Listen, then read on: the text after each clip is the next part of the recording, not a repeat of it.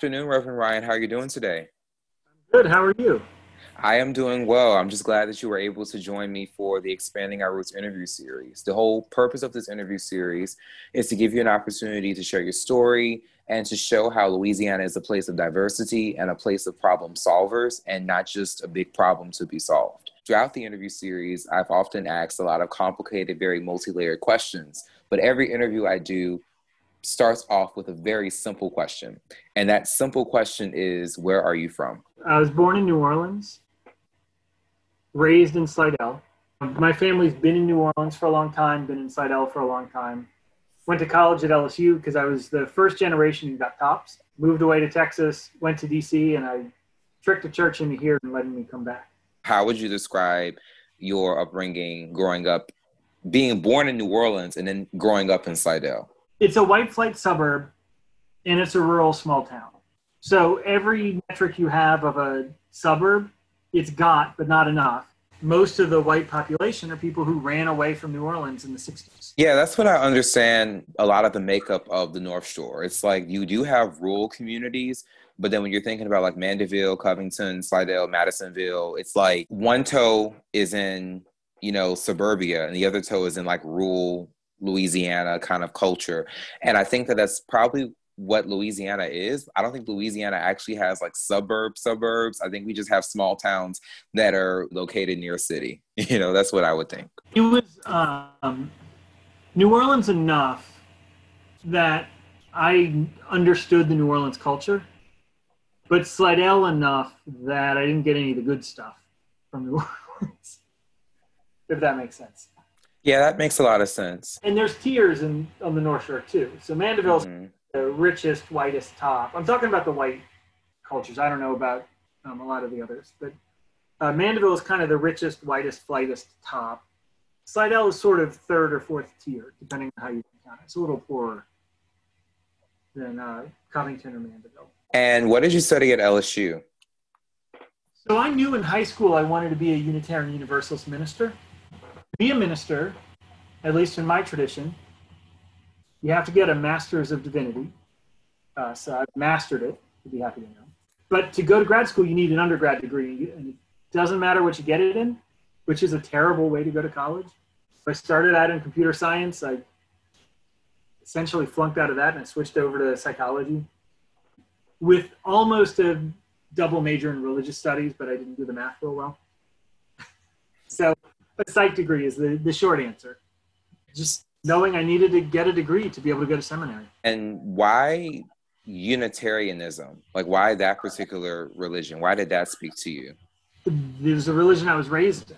So it's a merger of two different religions. Unitarianism, which is in the belief of one God, not the Trinity, and Universalism, which comes out of the idea of a loving God would never punish people forever for being human beings. So when the religions merged, it became a religion that was more focused on how you believe rather than what you believe. And that was raised in. And it gave me almost everything I needed to survive in Slidell, I suppose. And I was so grateful for that faith that I knew I wanted to spend the rest of my life serving it, to give that gift to other people. So I didn't choose it. It was chosen for me by my parents, but it was the best religion I could have found. So from what I understand of Unitarian Universalism, and you can correct me if I'm all the way wrong, it's that it's complementary to Christianity, but it's not considered to be technically Christianity. Is that correct?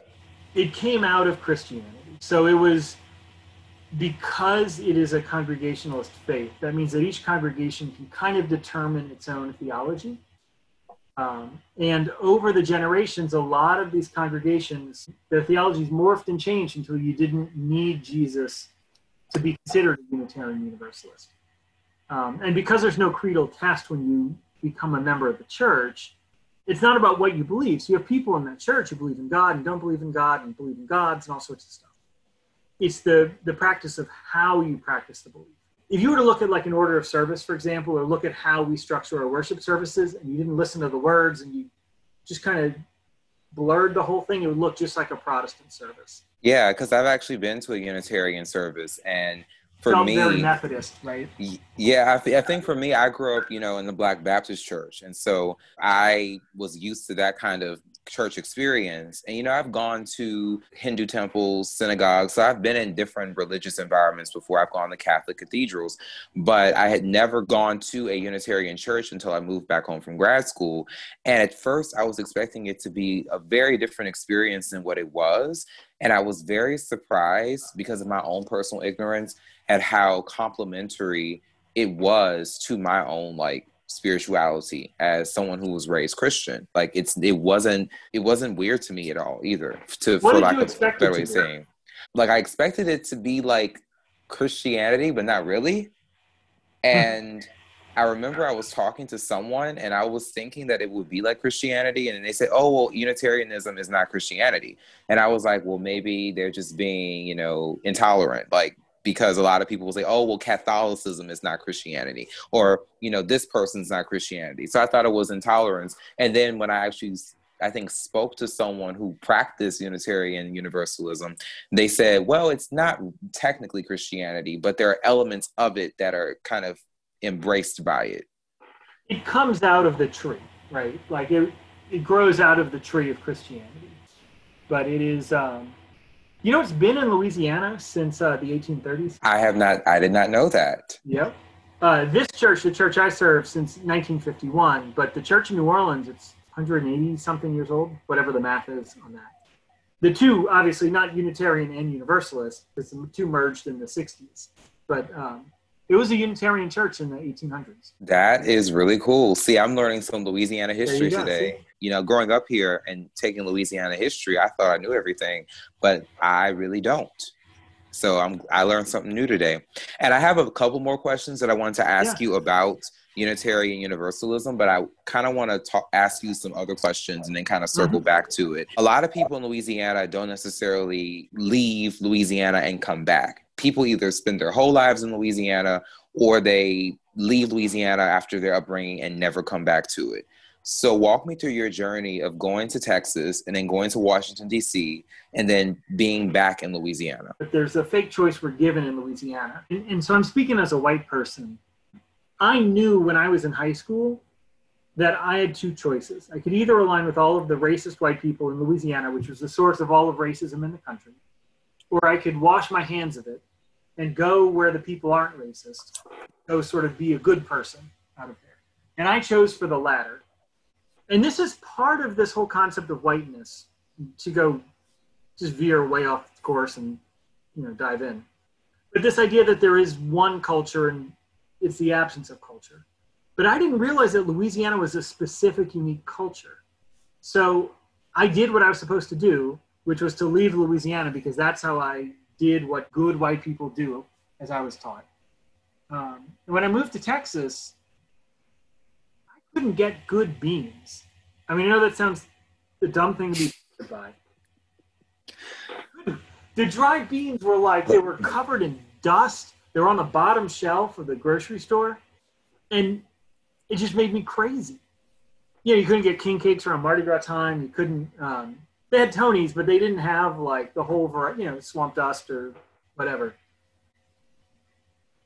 And I hadn't realized how unique a culture I came from until I left it. And I think that's really the key, right? This idea that I don't have an accent, because an accent by definition is talking different than someone else. And everyone talks different than someone else, so everyone has an accent. But I was taught I didn't have an accent, right? I'm not part of these people. You know what I mean? And when I moved to Texas and I saw how different the culture was, I was culture shocked for years. They didn't do Mardi Gras. I went to a CD store. Around Mardi Gras time, I was feeling real homesick and I just wanted to hear some Mardi Gras music. And I went to the guy who worked there. The store was called Cheapo. And I said, I'm just looking for some Mardi Gras music. He said, well, go look in the jazz section. I was like, it's not jazz. But I flipped through, it's not in the jazz section. He said, I don't know, go try Zydeco. So I went to the Zydeco section, it wasn't there. And he said, go try world music. And to leave where you're from, to go to the live music capital of the world, and not be able to even get access to the music that you think is pretty standard, right? That was what was so weird for me. And I just hadn't realized how special the cultures that I grew out of were. And so it was really a desire to get back. I feel the same way of moving back home, well, living away from home and then moving back. I think that a lot of people who are, they don't consider themselves to be aligned with Louisiana's culture, whatever that is, just like you're saying, that fake culture, whatever that is, they feel as though they have to leave because they feel incompatible with Louisiana. And then when I went to UNO and I was around people from all over the world and from different parts of the world, I was like, wait a minute. I am not incompatible with Louisiana. It's just the Louisiana I see. It's just very different from what other people see around me. But it didn't quite sink in how important Louisiana was to me until I left home and I went to New England, to Vermont. And I began to realize that my Southernness and my Louisiananess, for lack of a better word, was always inside of me, no matter how far I was from home and no matter where I was living in the United States. It's just that was a big part of my identity. It just was. And I wonder how much of that also is, I know it's different, but how different it is because of our races. Me leaving, I'm supposed to have no culture, right, when I go away. And if I went to these white meccas, I went to Austin. Austin is incredibly white by design. And, there's just a lot about being in Louisiana I missed culturally, right? And that I didn't assume was Louisiana culture. I assumed it was just, do you think you had a similar experience to white people who left? Or do you think it was like a vastly different? I don't really know, because a lot of the times when I don't really have a lot of white friends I could compare to, because a lot of the white friends I have that are from Louisiana and moved away, most of them moved overseas to Europe or to Asia or to somewhere else. But when I talk to other Southerners, many of them don't associate as strongly with their home communities as I did. When I was in grad school, I did have some classmates who were from the South, but many of them weren't moving from the South to grad school. They were moving from Chile or South Korea or Italy. And so they weren't identifying as, oh, I'm from Florida, I'm from Alabama, I'm from Georgia. They're like, well, I grew up here, but I lived here, and here, and I'm coming from this country to here. And so that was a big conflict for me, being someone who was very connected to home and having to deal with people or be in an environment where home wasn't geographic, it was spiritual. And for me, it was interesting I was the person that people in the rest of the country needed to be the one at fault for racism, so they didn't have to face it themselves. The question I got all the time is, you're from the South, but where's your accent? Which is actually if you translate it, it's, you don't sound as ignorant as I expected you to be, being from Louisiana. Why do you sound wrong? Right? Like, that doesn't what I had. Right. You are. And I don't know if Black people get that. I don't know if the white people in the rest of the country are so kind of laser focused on white racism in the South that they. That's what I was asking. Well, I know that the Black Southern experience is very different from the white Southern experience, but I can also expect that being in Texas will probably be an easier experience for a Southerner than being in Washington, D.C., because I know like Texas does have elements of the state that are very much connected to the South, but D.C. is kind of a Northeast Mid-Atlantic city. So I want to know how it was living in DC as someone who was from Louisiana and was in a place that was a lot more different from Louisiana than perhaps Texas may have been. So DC was actually easier than Texas. Really? DC was more Black. If you look at all of the cultures that exist in this country, the ones I understand the best are white Southern Louisiana culture and Black Southern Louisiana culture, better than a lot of the others. Not that I know a tremendous about them, but that's much more what I'm used to. So people appreciating food, people talking too much. You know what I mean? Like, some of those were existing in DC way more than they were. I mean, DC takes itself very seriously and Louisiana does not. So there were differences. When I was living in Texas, I thought I had a problem because I would show up in people's office at work and I would just sit down and start talking to them. And they would like look at the clock, like, what are you doing? Did you have this where you would talk to people and they were like, why are you, go away?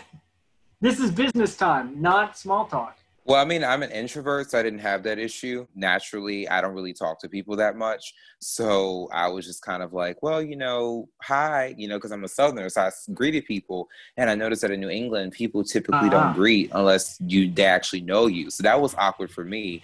But as far as sitting down and talking to people, no, I didn't.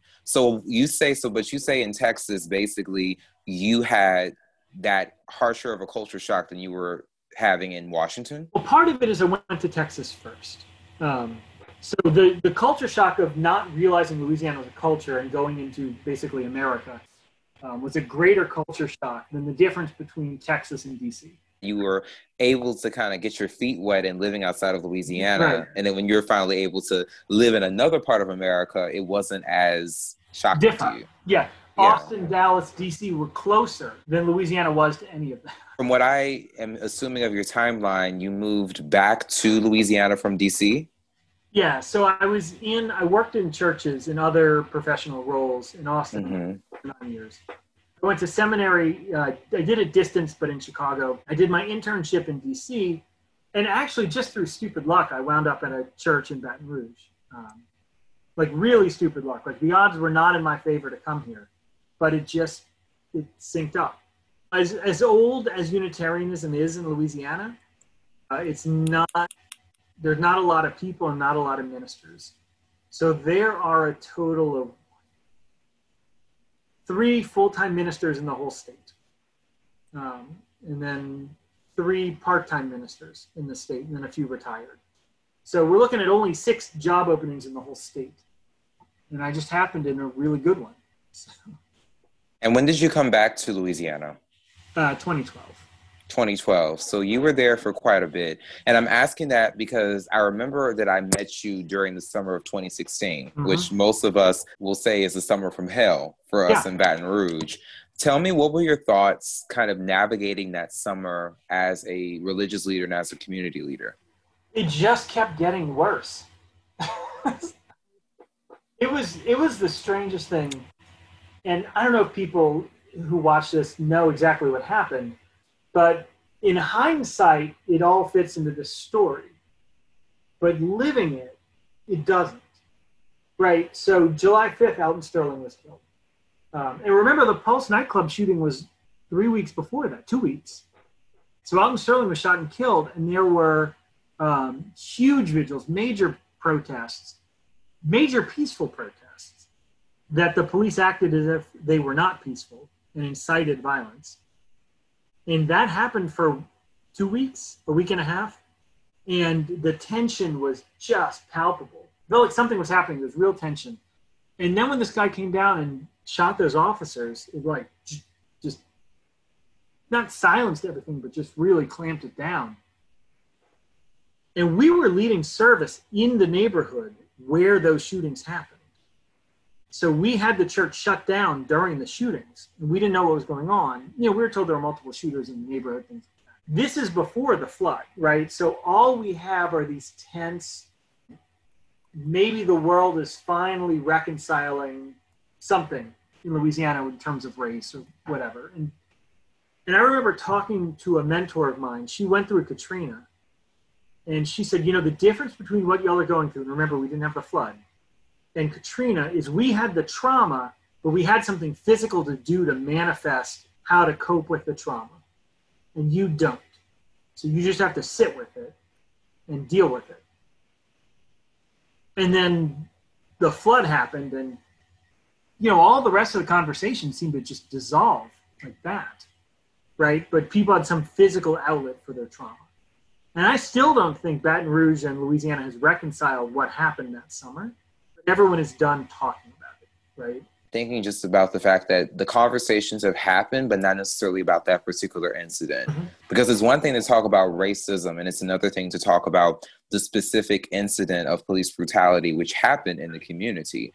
That's a very specific incident that is very geographically specific to Baton Rouge. Like, yes, Alton Sterling is kind of a part of a greater phenomenon of violence, police violence towards African-American people. But at the same time, I think that a lot of people in Baton Rouge didn't expect it to happen here, because we were seeing it happen in bigger cities in the north, in different places. Then it happens in Baton Rouge. This is the first time in the history of Louisiana that I can tell that a black person was killed and America paid attention. And you're saying in Louisiana? Yeah. Can you think of another instance? I mean, what happened 2 years earlier, no one noticed. Yeah, I mean, I remember I was kind of in my own little bubble in college, so I have now learned that there were actually other police shootings of unarmed Black people prior to Alton Sterling in Baton Rouge, but I don't think it got nearly as much attention. And I also feel as though the reason why is because America was already in a national stage with the election happening and everything. Mm-hmm. So I think that maybe more people were paying attention. And also, the Alton Sterling incident happened the day before the Philando Castile incident happened. So it's almost like a double sucker punch. Yeah. And so I think that kind of activated more people's consciousness, because they're like, okay, 2 incidents in the same week. And remember, the day after Philando Castile, the officers were shot in Dallas too. Yeah, and that was probably kind of what created a lot more chaos, because prior to George Floyd, now with George Floyd, I think a lot of people are understanding the Black Lives Matter movement and different things surrounding his death and his murder, in a sense, to be very frank about it. But now people are almost like embracing Black Lives Matter in a way that is almost universal, that was never happening in 2016. I mean, in 2016, it was still a debate as to whether or not Black Lives Matter was a controversial thing. So I think a lot of people interpreted the retaliation against the police officers as like, oh, well, both sidesism. Like, oh, well, they're mad at the cops shooting people and then they're killing cops. So it was a very tense time. But I do think that Dallas also said the protests were peaceful. This shooting was completely separate from it. Mm-hmm. And in Baton Rouge, I don't think that we were able to process all of these events because they happened back to back to back. And in many ways, the amount of attention kind of started to dwindle a little bit before the ambush of the officers that were unfortunately shot. I wanted to say earlier that my capstone was on the police shooting that happened in Baton Rouge, but also the whole summer, and foregrounded in the Alton Sterling incident. And I was doing research on international perspectives of this particular incident and how American coverage of police brutality influenced how they saw America. And what I found is that a lot of international outlets covered the Alton Sterling incident. There was France, the UK, Germany, Middle East, Asia. They all had major stories about it. Mm-hmm. And in many ways, that was the first introduction to Louisiana since Katrina, the Alton Sterling incident. Mm-hmm. And so I think that that's important to keep in mind, because the Unitarian Church was very close to 2 very high-profile moments. The police ambush was one of them, unfortunately. Mm-hmm. But if you remember the big protest on Airline Highway, 2 blocks away. Yeah. And then also there was a photo of a young woman who was protesting, and it has become like one of those international protests, like iconic photos. This woman in a sundress with no ability to carry any weapons, let alone a sign, being arrested by these heavily armed, militarized officers. That image is like the equivalent is been compared to the Tiananmen Square image of a person staring down a tank. That kind of juxtaposition, and that happened very close to the church. It is very strange to serve a religious community that close to trauma. 2014, 2015, I was trying to figure out what was going on in Louisiana. And I talked to some Black members of the church to kind of get their feel on what was going on. And one of them said, and this is one of the most salient descriptions, she said, right underneath the surface is anger and resentment and guilt and violence. And everyone walks carefully because they know if they poke it, it's going to come erupting out, right? Hundreds of years of that is just right below the surface. And whatever happened in 2016, they poked in a way that it just exploded. And I think the 3 events are disconnected but connected, right? So you have police violence against Black people. You have police so underpaid and so unprofessional that they are completely oblivious to how their provocation is making themselves and the larger community, and certainly Black people, less safe. If you paid police $70,000 and required professional conduct out of them, a lot of this wouldn't happen, right? But they're paid $30,000 and what is it, like 6 weeks of training to do this? And for me, the long-term injustice was not just the killing. It was the way the police responded. And someone ordered them to put on use those military tactics and arm up in a military way and act as if they were being attacked when they weren't, right? Because a lot of the violence for those next 10 days, including flying military helicopters over the church for a week, which just re-traumatized everyone from Katrina, right? Those were decisions the police made because they thought it would keep them safe, which made everyone, including them, less safe. And so those two are connected. And the fact that Louisiana is so traumatized by weather is also a part of it, right? And who got hit the worst? Mostly the poorest parts of Louisiana, which is where the police force gets a lot of their police, and some of the communities the police over-enforce, right? So they're all kind of connected in the thing. Yeah, they are very connected. I mean, I think you can't, that's why I say the summer from hell, as I like to call it, because I think the whole compacted trauma of the summer was connected with the relationship that all these different events had to each other. It's like, in one, Alton Sterling incident I think represented a feeling of this is bigger than just, an unarmed Black guy got shot by the cops. It's also people in the community that feels neglected, that feels, overlooked. I mean, in many ways, the Alton Sterling incident, I thought at first that it was just the thing that only us as Black people would care about, because North Baton Rouge had all the protests and all the, the anger and the pain, and the South Baton Rouge, the more affluent parts of the city it was business as usual. And then in many ways you had the ambush happen, and then you had this shared grief at the fact that these, officers were shot and killed. But then you also had some people that were saying, well, I feel like we can't really talk about police violence because it's not really the place. How can we talk about, police brutality when these cops just got killed for no reason? And then the floods happened, and we couldn't even process those two incidents, and people lost everything. Yeah. You can't really talk about, a social justice issue during a time in which everybody has lost so much from the floods. People have lost their homes. People have lost their livelihoods. It just feels like there was no time to fully process it because it was like back to back to back to back trauma. But I know that of the religious institutions that I have witnessed from my own eyes, and I could be wrong, and I don't mind being corrected if I'm wrong, that there aren't a lot of institutions in Baton Rouge who are explicitly connected to this idea of social justice. And I actually had an opportunity to read the principles of Unitarian Universalism. And there are a lot of histories of Christianity, Judaism, Islam, Buddhism being connected to social justice, but I haven't seen a religious faith have their principles foregrounded in peace, justice, just that those words being used, I haven't necessarily seen as a principle.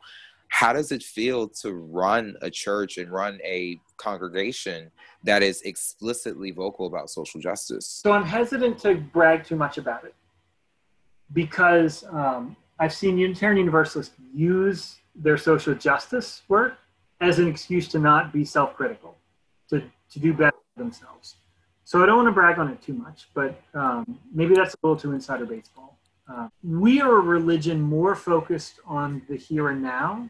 And I guess if you want to get theological, creating heaven on earth rather than focusing on making it to the afterlife. So the old Universalists had this idea that none are saved until all are saved, right? So your individual salvation doesn't mean anything because you don't go anywhere until the whole world is saved.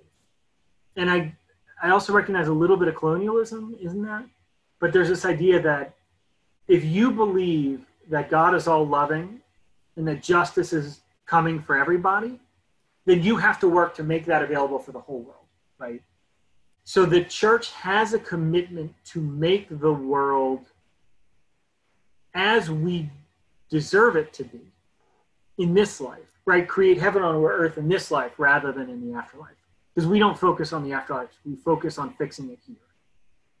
Does that kind of make sense? That makes sense, because I think a lot of religions, especially Abrahamic religions, talk about this idea of your existence on earth, and then there's an afterlife. And based on what I know, I mean, I'm not a religious scholar, so I don't mind being wrong, but I know, like, in Christianity and in other faith traditions that are connected to, like, you know, Judaism, like Judeo-Christianity and like Abrahamic faiths, there is an idea that your existence on earth is not permanent, and then eventually you will go to another place in life that is permanent, whether it's heaven or hell or some kind of afterlife. And even in Buddhism and other religions, there's this idea that you go through your life and then eventually you'll go into another life in some other existence. And what I'm hearing is that Unitarian Universalism isn't concerned about, okay, we're going to live a certain way to get to an afterlife or to some other reincarnation or whatever. We're going to make sure that life right now, as we know it, is good and is heavenly. So you're asking kind of in an aggregate. So, because the issue is this is a church that does not have a belief requirement. So you have some members of the church who absolutely believe in an afterlife and are dedicated to getting there. And you have some who believe almost in a nihilistic, it doesn't matter, we're going to die, so what, right? This is because there is no creedal task, you have all of these people gathered who believe belief is how you make sense of your experience, right? So you have people who are trying to reconcile their experience with their theological understanding, and we are, as a religious people, an aggregate of those understandings. So each member of the church is a drop in the river, but the riverbed is the denomination. Does that make sense?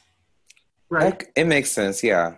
So it's a long riverbed that bends and angles towards justice, but I can't promise you every drop in that river has a commitment to doing that. I think that for me, I don't know as much about it, so I think that a lot of my questions also are me unpacking my own legitimate ignorance with a capital I, not like prejudice ignorance, but like, wow, I really don't know a lot about it. I just wanted to say that this has been the most unique interview that I have done so far. A lot of the interviews have been interviews. This has felt more like a conversation, so it kind of caught me off guard. All right, sorry about that. No, it's okay. I think that it's more interesting that way. So a good minister doesn't even exist to some degree. They help you shine the light in the places you need the light shined. Not that I'm saying I'm a good minister, but that's the goal, right? Like, so you should be able to shine in this interview.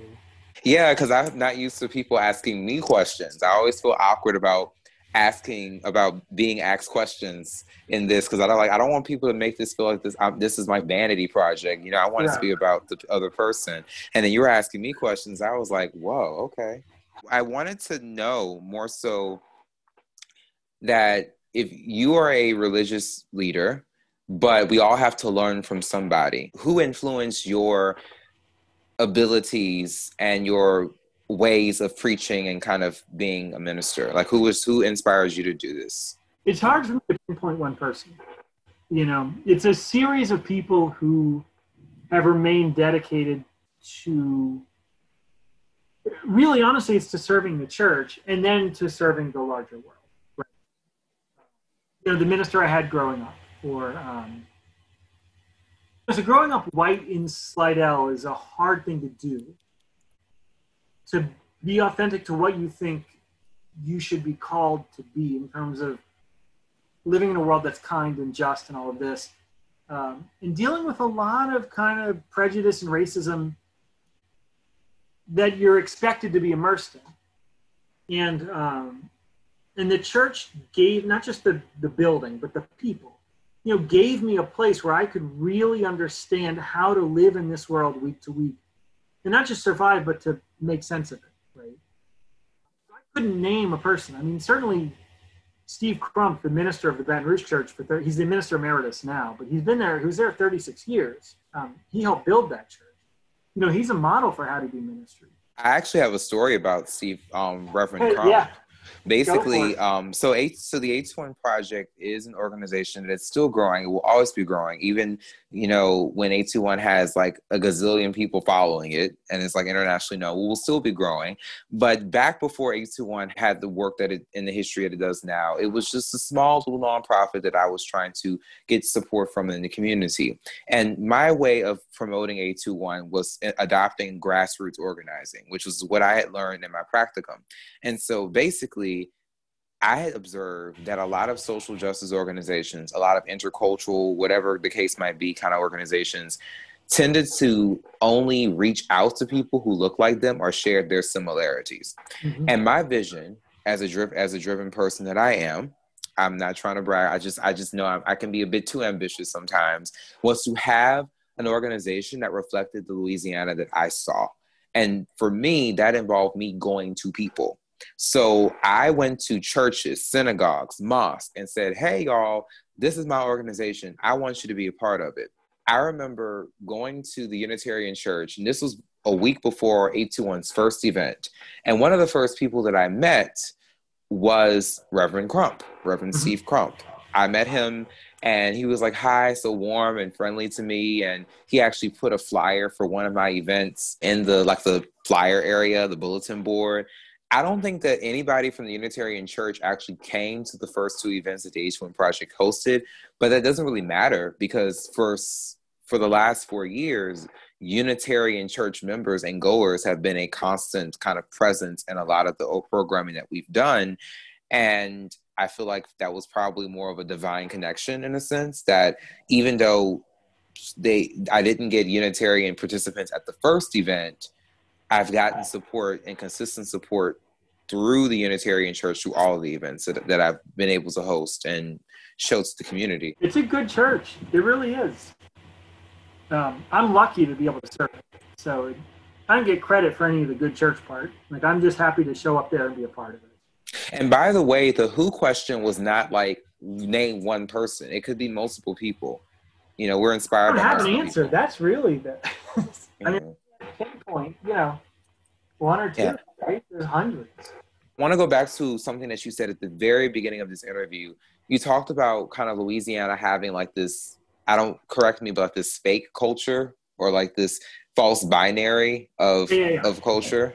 And I wanted to know what you feel needs to be done in order to kind of address this whole false binary of Louisiana. So I'm a sunlight's the best disinfectant kind of theologian. In that, I mean, if you can help people see it, God pulls them towards justice, or they're pulled towards justice, which I would describe as God. So this country for forever has been given this choice, right? Like, so the ruling elites after Bacon's Rebellion, this is my big thing that I think everyone should know about. They said to keep the indentured servants and the enslaved from teaming up, well, now there's white and there's black. And the rest of the world, the rest of American history has been that tension, right? I don't understand black Louisiana culture, but I know white Louisiana culture. And for the white Louisianian, they understand that they can align with the enslaver or the enslaved. And one of them gets them killed and the other does not, right? So there's a real save my life reason to align yourself with the elites in power, specifically white people in power, and not to align themselves with anything that could make the ruling class in America consider them black. If you look at the communities that voted for Donald Trump, everyone has picked out Denham Springs and Livingston and all of the poorer white communities, right? And I see plenty of Trump flags and Confederate flags all over the place there. But in Baton Rouge, Old Goodwood is one of the richest, whitest neighborhoods in all of Baton Rouge. And they went for Trump just as hard as a lot of the other areas. But I didn't see one flag anywhere in Old Goodwood, so either Trump flag or Confederate flag, because richer white people don't have to prove they're not black to be safe. Poorer white people do. Does that make sense? Yeah, it kind of makes sense because race is connected to class in a way, and I'm also just thinking about the fact that if it's automatically assumed that poverty and a lack of wealth is connected to Blackness. And so I guess I can understand that, you know, certain white people may want to align themselves with the opposite of Blackness in order to not be connected. But I feel like that's kind of unfortunate, because if you think about it, there is intersectionality in terms of white poor people have very different experiences from Black poor people. But I also feel like that's a missed opportunity for solidarity. Well, if you can expose this fake dichotomy, you can actually break apart this white-black thing, right? To point out that the flags that white people fly are signs that say, I've seen what this country does to Black people, don't do that to me. If you see that as the sign rather than I'm an angry racist, it helps you understand what someone's motivation is. Maybe it's subconscious, maybe deep-rooted, right? But that goes back to that thing I was taught, right? Like I can either be like all the racists in Louisiana and make all of American racism my fault, or I can leave. And so going to, was it Vermont you went to? Yes. Mm-hmm. So picking on poor Vermotians or whatever they're called. Vermonters. They understand that they were not a part of slavery because they were in the good part of the country, right? They don't have to face the fact that their wealth came from enslavement. But unlike in the South, where the wealth was accumulated in a handful of people and everyone else was dashed into poverty throughout the entire thing, all of the factory towns and the textile towns up north, that money got diversified among the entire community. So not only is Vermont, just to pick on Vermont because you were there, not only did Vermont as an entire state benefit from enslavement, but they don't have to face it. And because they don't have to face it, they can turn to the people of Louisiana and ask them to face it double. Does that make sense?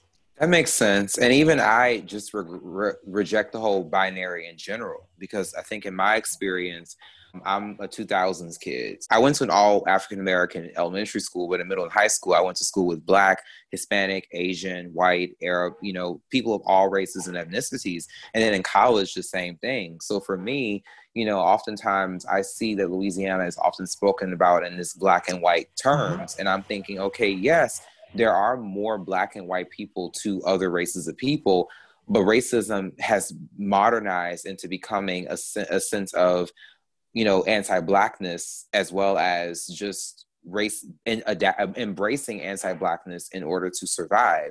And so what I find is that there aren't a lot of conversations with regards to how immigrant communities, you know, I'm going to stay in my lane. I'm not going to say what other immigrant communities face, but I do know that in many social justice circles, the critique against the binary way of thinking about race is that, you know, you have Asian Americans, Arab Americans, Hispanic Americans who may have their own anti-Blackness to unlearn. If you don't include them in race conversations, as well as the fact that because there's been a change in demographics, which have caused certain forms of racism to become more like distributed in different races of people, then what you find is that you lose valuable perspectives in the race conversation. And Louisiana, even in its history, has not just been, you know, in a binary. I mean, we have to talk about the presence of, for example, Vietnamese immigrants and refugees after the Vietnam War who have played a big role in our culture, as well as after Katrina, a lot of Latin American immigrants who came and helped to rebuild the region after Katrina. So you can't ignore their presence in cultures either. And part of it too is that a lot of the immigrant communities also understand that if they can hurry up and be considered white, then they're not going to be considered Black, and then they can be safe from this country's violence, right? So there's a tension there also. You know, a third of all Hispanic people voted for Trump. You know, this is a complicated thing, right? And I think the goal is to see it. And I trust that if we see it clear, that then we can work to fix it. And you know, let's not forget about the Baigula and the Homa and the Choctaw and all the people whose land was taken. I am also going to make sure to put that on the record as well with this interview, that we do have a strong history of indigenous peoples as well. So they also have to be included in our conversation on Louisiana culture, especially considering that there's a climate crisis which is displacing them and displacing their culture. And the Homa people still are not allowed to be recognized because they're sitting on oil. I did not know that. Yeah. I mean, I don't know. I'm sure there's more complexity to it, but it's... Yeah, there's a lot more we could probably talk about with regards to like just Louisiana's culture and different things like that. But I think that what you're saying is true. You know, sunlight is the best disinfectant. You know, we can't ignore a problem once it's illuminated. And I think I was watching a cartoon. I was watching Avatar, The Last Airbenders, one of my favorite childhood cartoons. And I was rewatching it on Netflix, and one of the characters said something under the lines of, darkness always yields to penetrating light. And I'm like, that is true. Like, things are dark, and when you get that flashlight or a light on the office or your house, then the darkness goes away. What I like about Louisiana is, unlike, to pick on your poor, what is it, Vermontinians? Vermonters. In Vermont, there's a level of denial that can't exist here. So I think people here understand that racism exists, and they see it so much they just get sick of seeing it, and they come up with other excuses. You know, whereas other people, I can't tell you how many white Unitarians have come to Louisiana and said, I'm here to help you people with your race problem. We don't have a problem where I'm from. We don't have black people. Without any desire to unpack that or figure out where that came from or why that is, right? And so we are actually living in a place, because you can see it just by looking anywhere. Like, just look at which neighborhoods have crossing guards at the railroad crossings and which don't. You know, I mean, it's everywhere. So really, the goal in Louisiana is to just get people to see it and know that it's not entirely their fault, that it's the entire country's fault. And if you can do that, then you can get some really good stuff done. I agree. And I guess my final question to you is, you know, you're always, from what I know, very outspoken about like race issues and social justice issues. What role do you feel like you would like to play or continue to play in helping to resolve some of the traumas and conflicts that exist in this community of South Louisiana? I don't even know if I can answer that. You know, I got a church full of people who need help. And I mean that in the best way possible. You know, they need spiritual support. They're the ones who are doing the work, not me. So, you know, it's sort of like if you had a doctor's office, but all the people who went to the doctor's office were doing amazing things. The doctor helps them get healthy, but they're doing the work, right? I want a Louisiana that is better. I want a Louisiana that's a model for the whole country for how we should be. And I think I'm chipping away a little bit at it, but not by myself. I serve the congregation, and they go make all this happen. And I get lucky enough to say some things, and people like the things I say sometimes. Okay, that's one way of looking at it. But I mean, even if that's the case, I think that does play a role, because the congregation is a large group of people. If you can influence them to do something positive and meaningful and, you know, empathetic, and to practice what you literally preach, then, and practice what they literally preach, then things will get better, because they can impact more masses of people on their own. Yeah, I think we'll get there. You know, and I'm one of many who's trying to get us there. Well, I appreciate you and all those like you that are doing the work, especially in religious spaces. It's important to remember that religion and social justice are not divorced, and there's a strong history with that connection in many ways. Yeah, in every religion, some just kind of forgot, but they can remember again. Reverend Ryan, thank you so much for participating in the Expanding Our Roots interview series and sharing your story. I think this has been one of my most intriguing and different and unique interviews. I am not used to having an actual conversation through my interview style, so it's good to be challenged, and from that, get some very good and meaningful stories and perspectives from you. Well, I was honored to be asked to be a part of this. I am honored that you accepted, and I hope that you saw this as a good way to express yourself and talk, and even if it's just to talk to somebody. So. This is great.